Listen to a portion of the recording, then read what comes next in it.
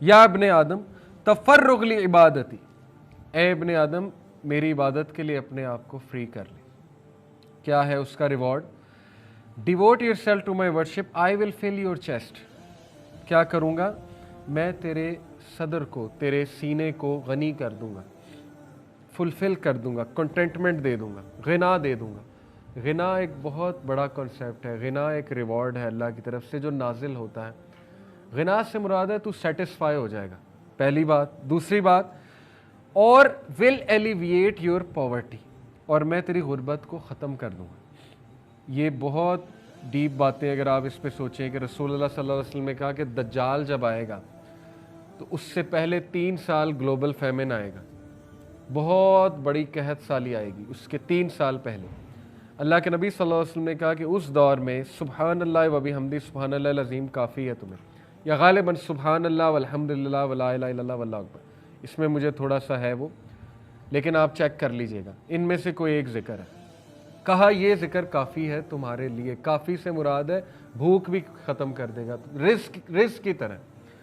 ایک صحابی آئے رسول اللہ صلی اللہ علیہ وسلم کے پاس، غربت کی شکایت کی، ان کو بھی یہی ذکر بتایا، ان میں سے ایک غالباً سبحان اللہ و بحمدہ۔ کچھ عرصہ بعد وہ صحابی آئے، شکایت کہتے ہیں میری ختم ہو گئی۔ کیسے ختم ہوئی واللہ عالم، شاید لٹرلی ٹینجیبل رزق مل گیا، یا انہیں فلسفہ حیات سمجھ آ گیا اس ذکر سے، یا غنا مل گیا۔ بہت سی چیزیں ہوتی ہیں نا، ٹائم ویلتھ مل گئی، ہو سکتا ہے سوشل ویلتھ مل گئی، پتہ نہیں کیا مل گیا۔ بہرحال جو بھی تھا، لیکن یہ کنسیپٹس ہماری یوتھ کو پتہ ہونے چاہیے کہ ذکر اللہ قرآن مجید میں شفا ہے۔ ابھی ریسنٹلی ایک پینل ڈسکشن پہ میں تھا، وہاں پہ ایک بہت ماشاءاللہ ٹاپ لیول کی گورنمنٹ امپلائی آئی ہوئی تھی، انہوں نے اپنی بیٹے کی سٹوری سنائی، تھوڑی سی بات میں نے کی، میری بات کو کنٹینیو کیا انہوں نے کہا قرآن مجید کے شفا والے اثرات میں نے اپنے بیٹے پہ دیکھے۔ انہوں نے کہا میرا بیٹا، اس کو ایک ایسی بون کی ڈیزیز ہو گئی، وہ کھڑے نہیں ہوتے تھے صحیح سے، میں روتی تھی، بہت دکھ ہوتا تھا، اب ماشاءاللہ وہ کھڑا ہو جاتا ہے، کافی اسٹرینتھ آ گئی ہے، قرآن پڑھ کے، صرف قرآن پڑھ، علاج بھی چلا، لیکن یہ کہ قرآن بہت پڑھا اس نے، اور ہم نے قرآن انہیں بہت سنایا بھی، سورہ رحمان پرٹیکولرلی۔ تو اس میں کوئی دوسری رائے نہیں ہے کہ قرآن مجید جہاں پڑھا جاتا ہے اور جو قرآن کو بہت پڑھتا ہے تو اللہ اس کے میٹرز کو اس طرح سے سالو کرا رہا ہوتا ہے کہ وہ سوچ بھی نہیں سکتا۔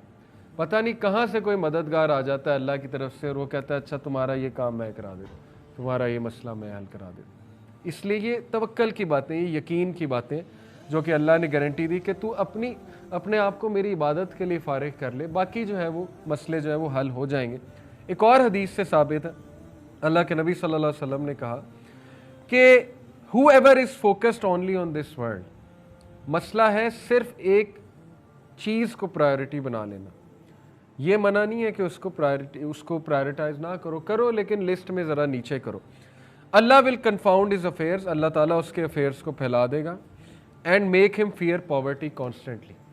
یہ غنا کا اپوزٹ ہے۔ غنا یہ ہے کہ ڈر کوئی نہیں، صحابہ کوئی ڈر نہیں، ادھر سے ادھر چلے گئے، کیا رزق تو لکھا ہوا ہے۔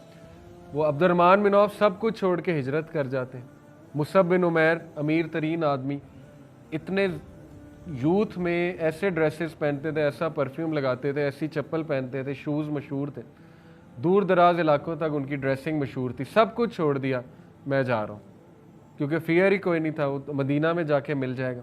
عبد الرحمن بن عوف کو کس کا اللہ کے نبی نے مساوات جب قائم کی، مساوات کہہ رہے ہیں، یہ جو بردرہڈ جو قائم کیا، اس میں کس کا پارٹنر بنایا تھا؟ سعد بن عبیدہ کا، امیر ترین آدمی، سعد بن عبیدہ چیف تھے۔ سعد بن عبیدہ نے کہا عبد الرحمن ہاف آپ کا ہے، عبد الرحمن بن عوف نے کہا جزاک اللہ، مارکیٹ کا راستہ دکھا دیں، اور اس کے بعد عبد الرحمن بن عوف سعد بن عبیدہ کو بھی کراس کر گئے۔ بہرحال کوئی صحابہ نے ایکسیپٹ بھی کیا، کوئی حرج نہیں کسی کی ہیلپ کرنے میں، لیکن توکل کا وہ لیول کہ مجھے تو ملنا ہے، اور ملا۔ اور یاد رکھیں ہجرت میں پہلا سٹیپ، مسجد تو بنائی وہ الگ موضوع ہے، پہلا پریکٹیکل سٹیپ صحابہ کو وہاں بات کرنے کا تھا مارکیٹ کا راستہ دکھانا، اکنامک انڈیپینڈنس۔ ہم سیرت پہ اس طرح غور ہی نہیں کرتے، تو دین دنیا جدا نہیں ہے۔ بہرحال and he will not get anything of this world except that which has been اس کے دل میں ہر وقت ڈر ہوگا، یہ نہ چلا جائے، وہ نہ چلا جائے، یہ نہ ہو جائے، جاب نہ چلا جائے، ایسے نہ ہو جائے، ویسے نہ ہو جائے، کیونکہ غنا ہی نہیں ہے دل کے اندر، کانسیپٹس ٹھیک نہیں ہے، اور کچھ نہیں ملے گا سوائے کہ جو بس ملنا ہے. Whoever is focused on the hereafter, Allah will settle his affairs for him and make him feel content with his loss بھی ہوگا، اللہ غنا دے دے گا. And his provision and worldly games will undoubtedly come to him. خود آئیں گے ان کی طرف. Again ہاتھ پیر ہلانے ہیں، لیکن یہ ایک ریوارڈ ہے کہ یس کنیکشن تمہیں مل جائیں گے، اللہ کی طرف سے تمہارے بندوبست ہوتے جائیں گے. بندوبست اللہ نے کرنے، ہاتھ پیر جو ہے وہ تم نے ہلانے. تو یہ ثابت ہو گیا کہ اللہ ہی ہے جو رازق ہے، رزق دینے والا ہے. اللہ سب کچھ جانتا ہے، اللہ نے متعین کر دیا ہے 4 months پہلے. جب 4 months ہو جاتے ہیں بچے کو، ماں کے پیٹ میں اینجل آتا ہے، 4 چیزیں لکھ دیتا ہے: اس کا رزق، اس کی عمر، موت کب آئے گی، اور یہ کہ یہ ریچڈ ہوگا کہ بلیسڈ ہوگا. یہ باتیں لکھی ہوئی. لیکن اس کا یہ مطلب نہیں کہ آپ انکریج نہ ہو اللہ سے مانگنے پہ، بالکل مانگیں. یہ تو اللہ اپنی پاور بتا رہا ہے کہ مجھے پتہ ہے، یہ اللہ اپنی پاور بتا رہا ہے. یہ اللہ یہ نہیں کہہ رہا ہے کہ اب کچھ نہ کرو، سب کچھ تو لکھا ہوا ہے. نہیں، آپ اللہ سے مانگیں، انکریج ہوں، کانفیڈنٹ ہوں اللہ کے بارے میں کہ وہ میرا کل بھی جانتا ہے، شام بھی جانتا ہے، اس کو پتہ ہے کب غربت آنی ہے، اس کو پتہ ہے کب فراوانی آنی ہے. تو بس میں مانگتا جاؤں اللہ سے، پناہ مانگوں. اللہم انی اسألک العفو والعافیۃ فی الدنیا والآخرہ صبح شام کے اذکار میں سے پڑھا کریں. عافیت مانگیں اللہ سے. کیوں نہیں دے گا اللہ تعالیٰ؟ بالکل دے گا. آپ کو پروٹیکٹ کرے گا، عافیت دے گا، فراوانی دے گا. آسانی مانگیں گے تو آسانی بھی دے گا اللہ تعالیٰ. باقی یہ کہ ٹیسٹ اور ٹرائل زندگی کا حصہ ہے.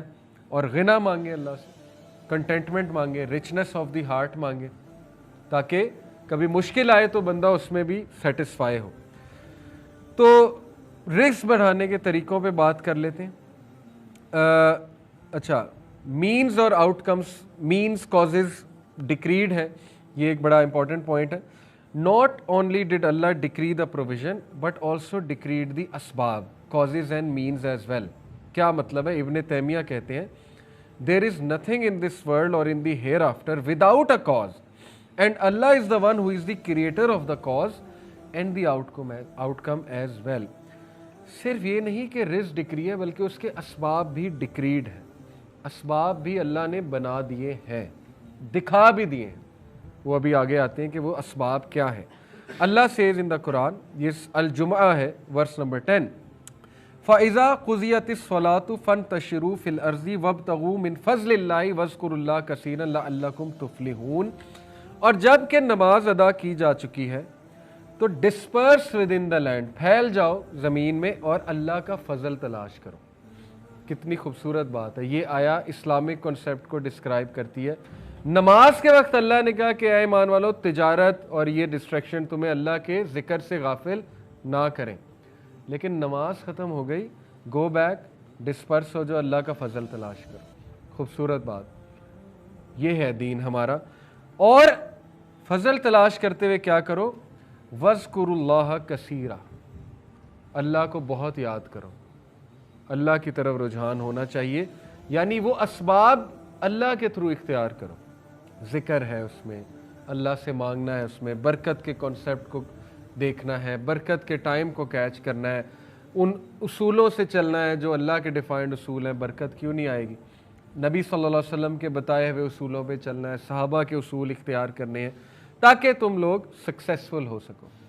بڑے بڑے انٹرپرینورز ہیں، اپنی انٹرپرینورشپ کر کے اپنی کمپنی بناتے ہیں. ان سے میری ریکویسٹ ہے اپنی کمپنی میں دروس کرائیں، پھر دیکھیں رزق بڑھے گا، برکت آئے گی. قرآن پڑھائیں اپنی کمپنی میں، قرآن کلاس رکھیں ویک میں.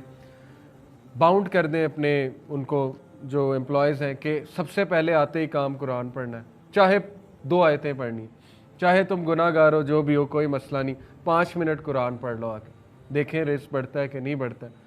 تو ان سے ان کے کنٹرول میں چیزیں ہیں، وہ کر سکتے ہیں اور انہیں کرنا چاہیے. آپ کے انڈر کچھ لوگ ہیں، آپ میڈیکل سٹور رن کر رہے ہیں، کسی کو بلائیں، کہیں میرے امپلائیز ہیں، ان کو دین سکھا دو، ان کو کوئی بات بتا دو، قرآن تھوڑا بہت رجحان قرآن کی طرف قائم کر دو، دیکھیں آپ کا میڈیکل سٹور چلے گا کہ نہیں چلے گا. اللہ نے چلانا ہے.